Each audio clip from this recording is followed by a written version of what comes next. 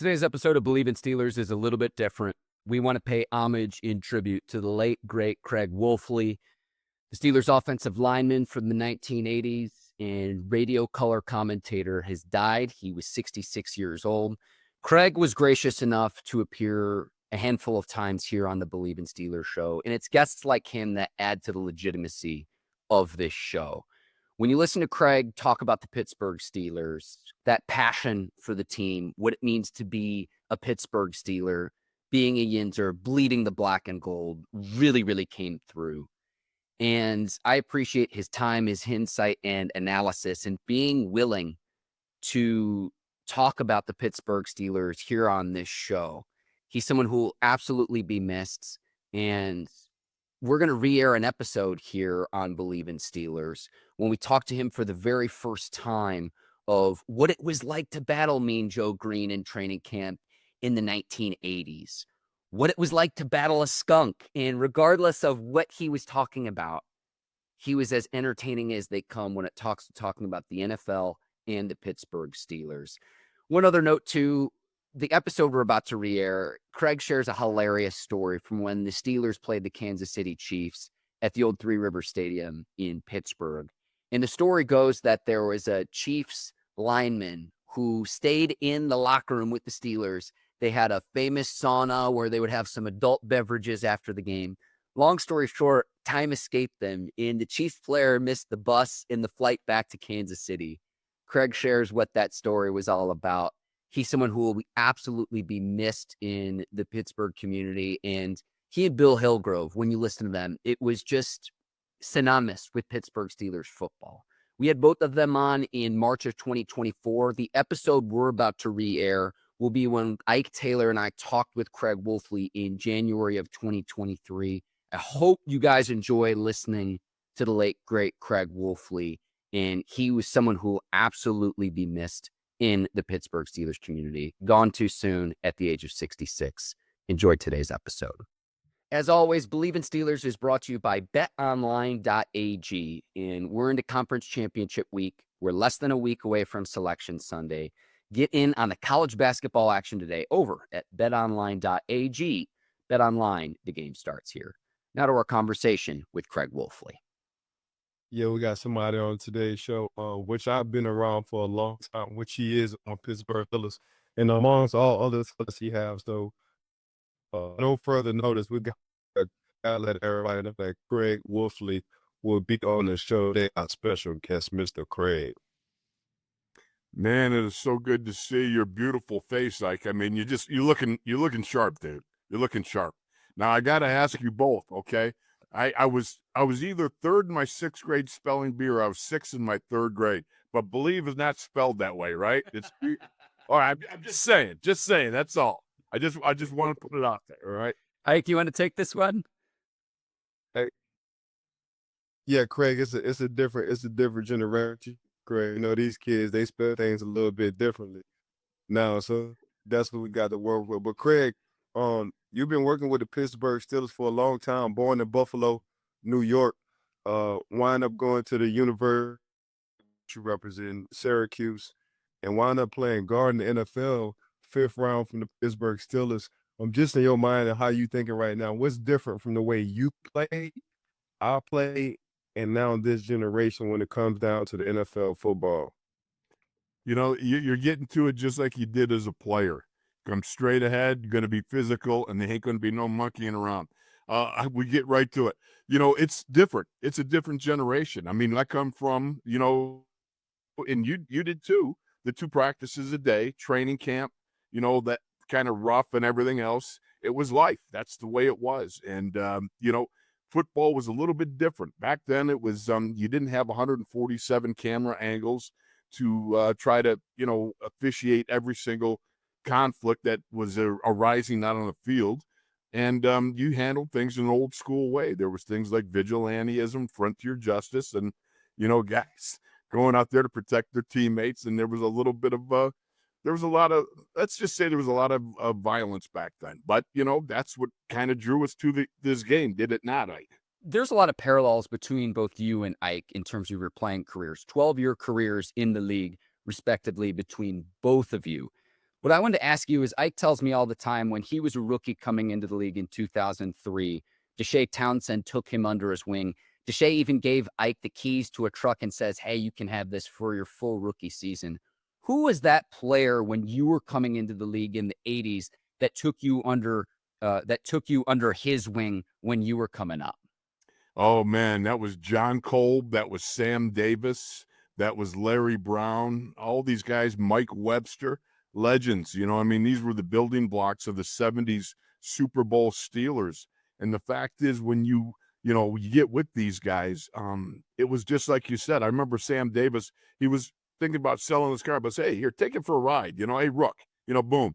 And it was that sort of locker room. It was that same sort of locker room that I believe that Ike inherited as we went. There's a culture of accountability as a teammate, a culture of winning, a culture of leadership. It's all inherent in the Steeler organization, and it's all about the locker room, because that locker room was absolute key and foundation to the great teams that emanated from the 70s on. I was listening to some interviews you did as well, Craig. There was one where you were like battling a skunk in training camp. I need the story behind that. Oh, it's unbelievable, right? We're in this deluge and we're hanging out by the one building up there on campus, okay? And I want to go get a car. I want to get my car, go home, But as I'm making my way, as the rain started to let up, I'm crossing where the softball fields are, and Ike knows where I'm talking about. And all of a sudden, I'm confronted by a skunk. This skunk is standing right in the middle of the sidewalk, and the thing is looking at me, and it's got the evil, I'm about to skunkinate you with a little, some bad odorific stuff here if you don't get out of my way. So I'm backing up, and the skunk, he follows me. Then I walk towards it it backs up. I go to my left. It's like doing mirror dodge with me. I'm going, great googly moogly. Are you kidding me? Now, all the while this is going on, my compadres of the media, right? They're all hanging out under the overhang from the building about 40 yards away. Okay, so they're safely ensconced from the skunk. Okay, there's no confrontation there. They're staying out of the rain. I'm going to get the car so I can drive back, pick these guys up who are now laughing at me because I'm being backed down by a skunk right in the middle of the campus, man. It was unbelievable. Was that this past the season, skunk did Craig? leave. What's that? Was that this past year? That was this past year.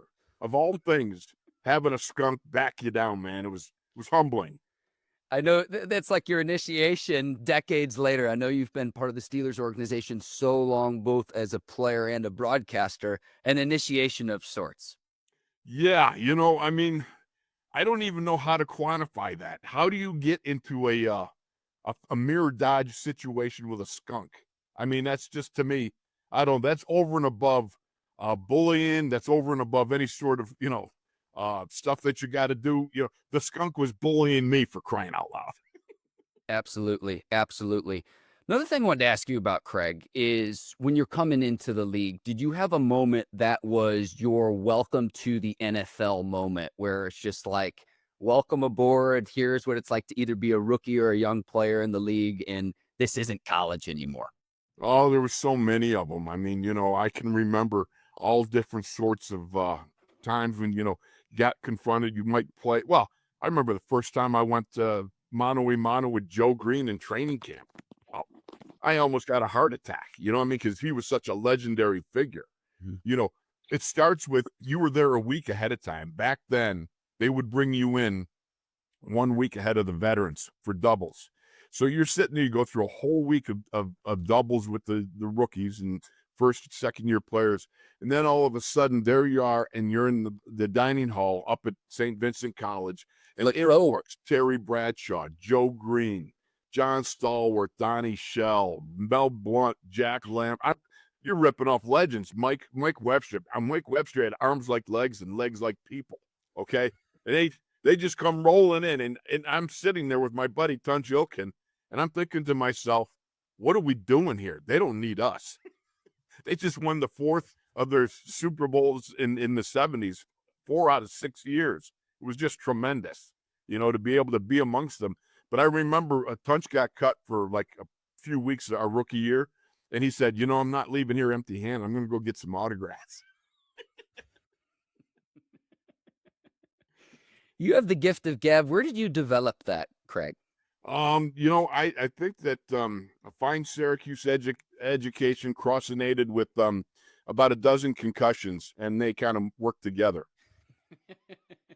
Well, listen, I'm going to argue that my alma mater, the University of Missouri, is better than Syracuse. I will die on that hill, but I hope you don't hold that against me. I do not at all, man. That's the way it is. You stand up for where you've been.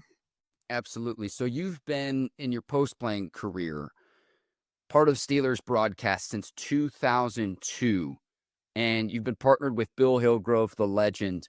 When your friends and family ask you your favorite Bill Hillgrove story, what's the story that you tell? Oh man, Chili Billy. There's so many. It's to isolate one. Well, okay, Super Bowl 40. So there we go. We're in Detroit. And Billy says, you know what? We need to call Myron. If you remember Myron Cope, of course, Myron was a great broadcaster, so well known, famous. He was in the booth for 30 some years. So he had just retired, and then we go to Super Bowl 40 in Detroit. So Billy says, why don't we call Cope up and let's see what he's got to say. So Myron gets on there and he says, Billy, how you doing? Because he had that squeaky high voice, the Myron Cope. It's just always all about the squeakiness. So he says, Billy, have a good call, blah, blah, blah. Tunch talks to him, right? So then Billy hands me the phone, and I think, why is, I'm just a sideline guy, and he hands it to me, and I love Myron. He's always been such a great guy to me, right? So I says, Myron, what's up? And he goes, Wolfley, don't say anything stupid. What's the point? You will anyhow. So it's Cope, Hillgrove, those two. They were such a big part of my broadcasting career. Ike, do we finally have you back? I know you've had some signal issues. Yeah, I had to leave. I had to come outside. I had to come outside. There you are. You're looking better than 10 movie stars, Ike. No, so I don't know about that. I appreciate that. Just from hearing what I could hear, Wolf, you played with a lot of greats. You played with some Hall of Famers. What kept you in the game, or what you thought kept you in the game for that long? Play alongside of them greats and them Hall of Famers. It's like I've always said, I wasn't great. I was a guy, right? But God gave me the desire of my heart. When I was 7 years old, I told my mom on the QT, I says, Mom, I'm going to be a pro football player someday. And God gave me that desire, gave me that resolution to it. And I found myself with the Steelers. And I was amongst the greats, man. I know what it's like to be in the huddle with greatness because I've seen it up close with Bradshaw, Franco Harris, all these guys, I know what it's like to share a locker room with guys like Joe Green and L.C. Greenwood and Dwight White and Jack Lambert. I mean, it's just unbelievable. So I was so fortunate. I was so blessed to be able to come along and spend 12 of the best years of my life in the NFL. And the whole thing was I loved the game. I just loved the game. I know that when I first arrived, it's kind of like if they had just paid me like McDonald's coupons and paid my rent, I'd have played for free. I mean, that's just how much I love the game, man. I come from a small brethren church, right? And, the thing about it was you're always taught to turn the other cheek in that. Well, you know what? As a young man, you got a lot of yayas, and you got to get those out. My outlet was playing football, man. It was just so much fun because the things you do on a set Friday night or Saturday or Sunday, depending on where you are, would get you in trouble the rest of the week, if you were doing those things out on the street. So that was my outlet. That's what I loved about the game. I'm sure you did too. In that sense of with football, it's that physical confrontation, man. There's just no replacing it. What was the biggest difference in your mind between the two organizations? Because you played for the Pittsburgh Steelers alongside with the Minnesota Vikings. Were there any kind of comparison? What was the difference? You know what it was? It was the Rooneys. It was the Rooneys made a difference. When I landed in Minnesota after 10 years in Pittsburgh, went to Minnesota, they had like 7 different owners. And it's a great organization. It just was not the Steelers. It did give me the opportunity to experience outside Steelers Nation and the Pittsburgh Steelers themselves. And it was wonderful, but it's really all about the personal relationship that started with meeting the chief way back in the day, the founder, Art Rooney Sr., his son DMR, and what Mr. Rooney meant to so many of us is you had a special relationship with DMR. I know how much he loved you. And, and today with Art the second, it's special. As much as it's a huge business, it's still got that family feel that you just love. Agree. I call Troy Polamalu my brother. It's so close that I put him in my will. If something was to happen to my mom, his mom, I would like something was to happen to me, I'm his mom, or his mom or my mom. Troy would be next in line to take care of my son. That's how much I can love Troy. And the reason why was the brotherhood between you and Tunch. Yeah. Wherever you seen Craig, you seen Tunch, you seen Craig. We like to call each other brothers from another state. Exactly. How close were y'all? When did it start? It started, we were drafted together, in 1980. As I always reminded Tunch, I was the 5th rounder and he was just a 6th rounder. Okay, so we started from that. But really, from the time that we roomed together and I met this crazy Turk, I couldn't believe it because you know what St. Vincent bedrooms are like. It's block walls. At that time, there was no air conditioning back in my day, right? And so I'm sleeping in this room, and this guy in the middle of the night, the very first night we're there, he sits up in bed and he starts speaking in Turkish in his sleep. Now, I don't know anything about Turkey. I don't know anything about speaking Turkish. All I know is this dude that I do not know sat bolt upright in bed and started going, like this. And then he laid right back down. I was like, whoa, what just happened? What is this guy doing, man? It freaked me out, right? But from there on, we became brothers. And, it's funny because as you feel about Troy, so I was with Tunch. And we know that our brother Tunch has passed. He's with Jesus now. He's in great shape. But, he's got kids and he's got his mom. And that's something that my wife and I, we take very seriously. And we check in with them and we're doing what we need to do to take care of Mama I-10, which is Tunch's mom. So, that brotherhood, that blood, sweat, and tears that you spoke of with Troy, that's what it is. It's all about that connection you make and that brotherhood that carries you beyond your football years.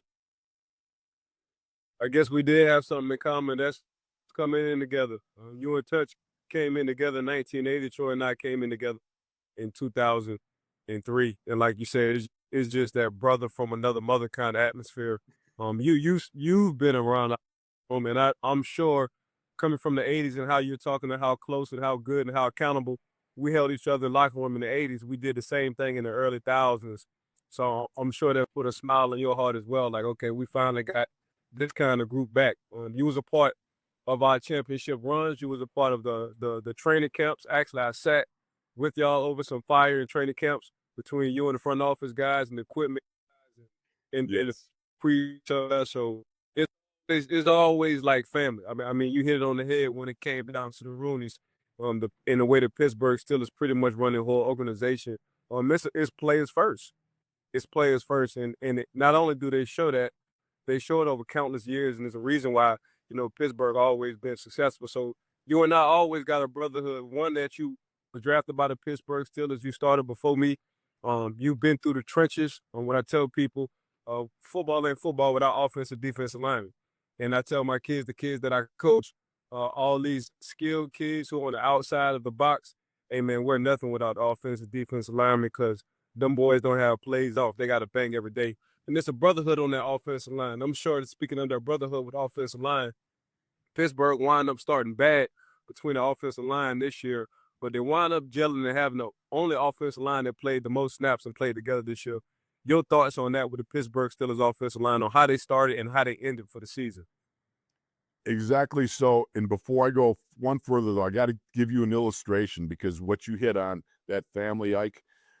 Now, you remember Tunch and I they always stuck us in the very back end of the plane because, all the guys up front, you guys were all the highfalutin guys. Me and Tunch, we're in convict row. I mean, we're as far back as you can go in the plane, except that we'd be on the tail wing, if we went any further back.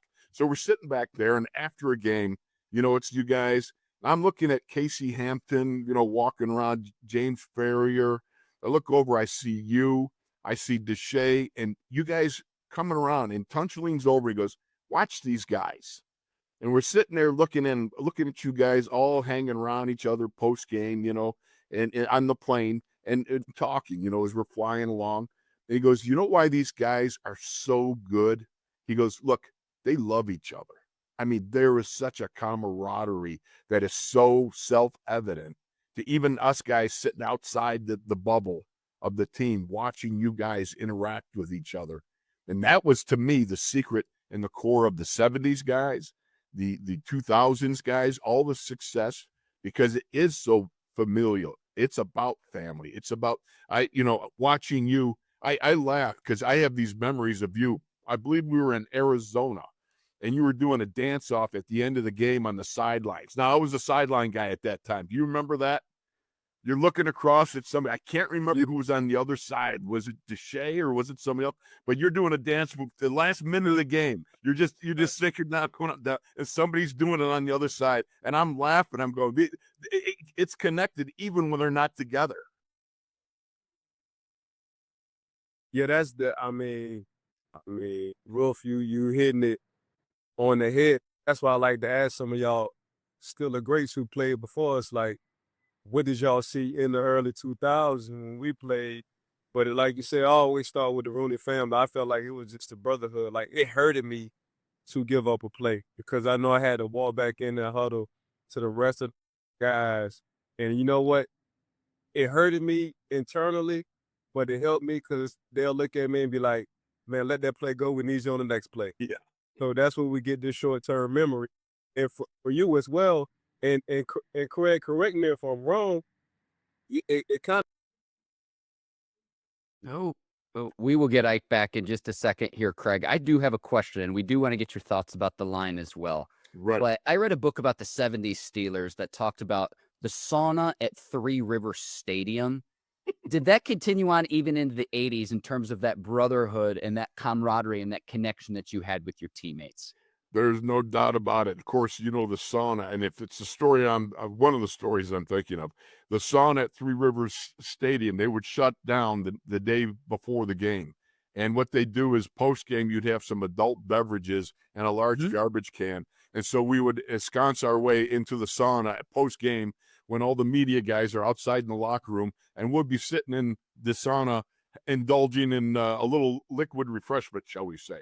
So, one of the sometimes we'd have some visitors from the opposite team. They would come in and sit down in the sauna. And one of them happened to be a gentleman from the Kansas City Chiefs. He was a center who shall go unnamed.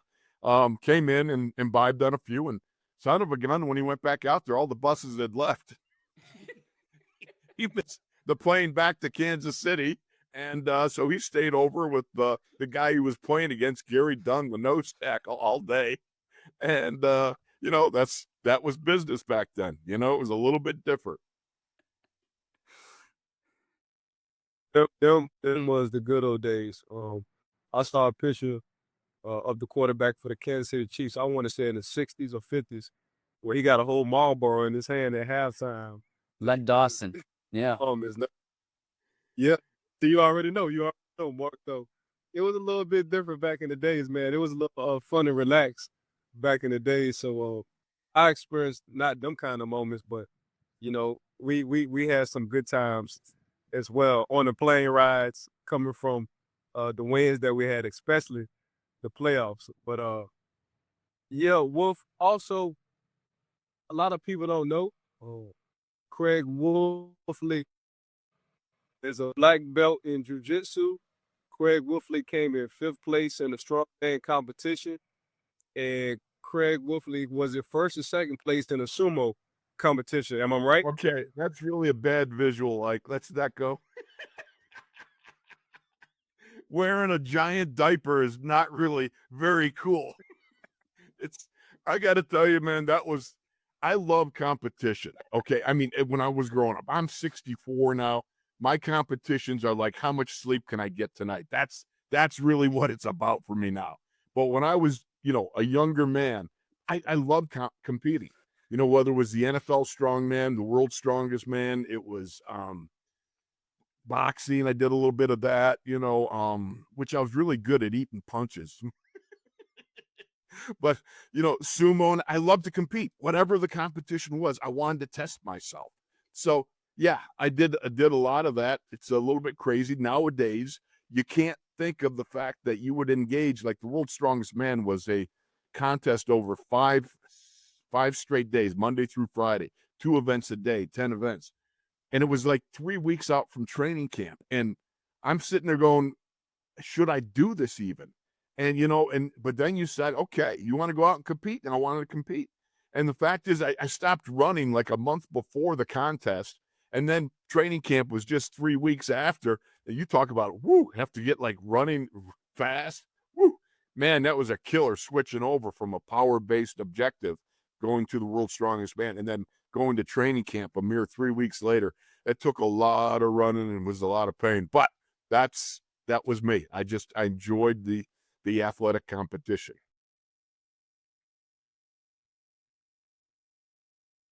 So, Wolf, you're working with Max Starks now, Yes. correct? For the Pittsburgh Steelers. What's the difference between Tunch, R.I.P. Tunch, Dear Soul in Heaven, and Max when y'all doing games live for the Pittsburgh Steelers? You know what's funny, Ike, is you take a look at Max. First of all, Tunch was a Pro Bowler, offensive tackle, 6'2". His greatest weight was 265. Then you got Max, 6'8", 340-some pounds. When I first interviewed Max when he was a player, and I wound up the end of it, I said, and by the way, this is what it looks like in different eras. And I stood in front of Max. Max is looking down at the top of my head when he was during his playing career. He's looking down, and I said to everybody, we at one time played the same position. As I'm standing in front of Max, and I'm so much shorter and smaller than he is. And that's the way it was with Tunch, too. But the thing about Tunch had great hands. He really pioneered the power punch that is taught so much in the offseason and during football. But his hands were so great. Think about this, if you will. He played the great Reggie White. And we all know who the Minister of Defense, Reggie White, is, okay? Reggie White, he played him 6 times. 6 times. And he never gave up a sack to Reggie once. That's amazing. That's an amazing factoid right there. And going back to Max, he's dynamic. He's awesome. I love the guy. The guy is, matter of fact, I know Tunch loved him too, and of course, and Max very, very well. He's just a great young man who's speaks so well, communicates so well. He's just a really smart guy, and he was an excellent player, and got nothing but all the respect and love in the world for Max Starks. I have a lot of fun with him. He's a great guy. Craig, keeping it in the new school, what areas do you think that the Steelers need to improve on in 2023? You can take this in any direction. I know we did ask you about the line earlier, but go ahead and take off just based on your observations from this past season.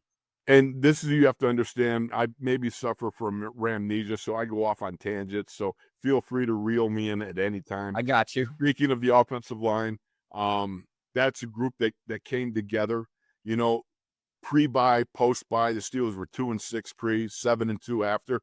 But the last 4 games, they averaged rushing 150 yards a game over the last 4 games. 6 out of the last 7 games, they rushed over 100 yards. I mean, the line just came together beautifully. And that's just, it takes time with a line, especially today when, they got all the duos, the double teams and so forth, and you got run-throughs all the time, and you've got to be prepared. One guy leaves, one takes over, that sort of thing, all the zone blocking concepts that were different than in my day. But the line came together beautifully so.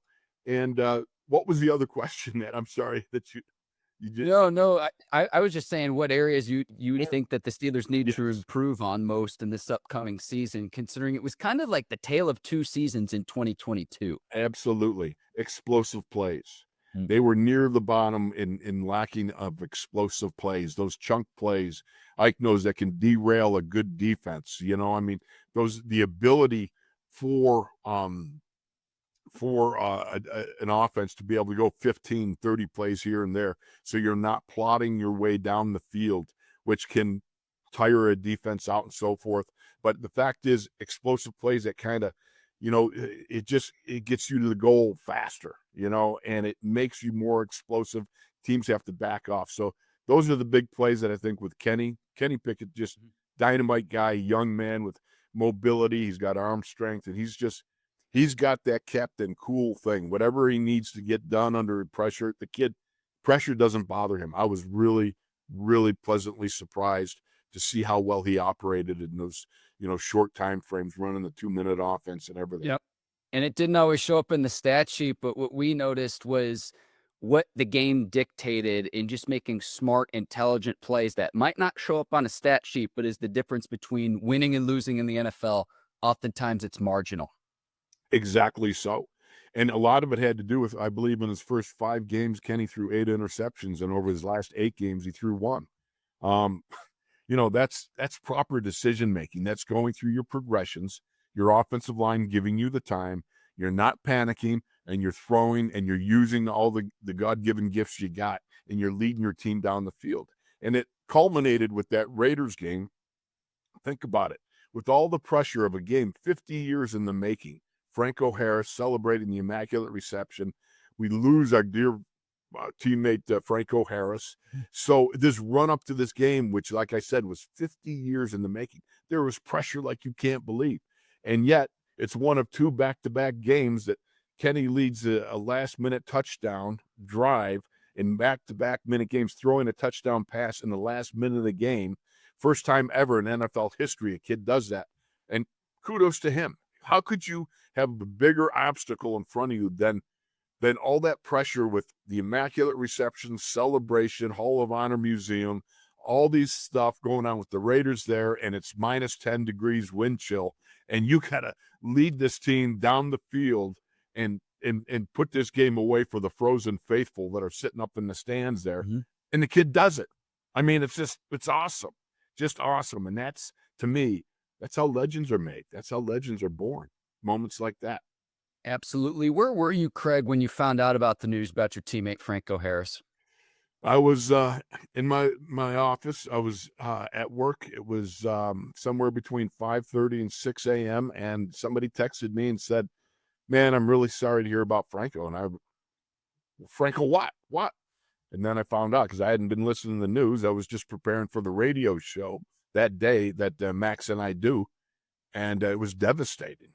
We just had 8 days earlier, he had just come to Giant Eagle Market District here in Pittsburgh. I do a Tuesday night show with Pat Fryermuth, you know, the tight end. And he came in and sat down with Pat and I. So you got that Penn State connection. Pat's interviewing him, and we're having fun. He's my old teammate, and we're talking about things. And I always laugh because I always told Franco, you got me into the Hall of Fame. Because your Hall of Fame shot is you carrying the ball, and it's a flow 36. And guess what? If you look in the lower right-hand corner, that's my foot and my knee.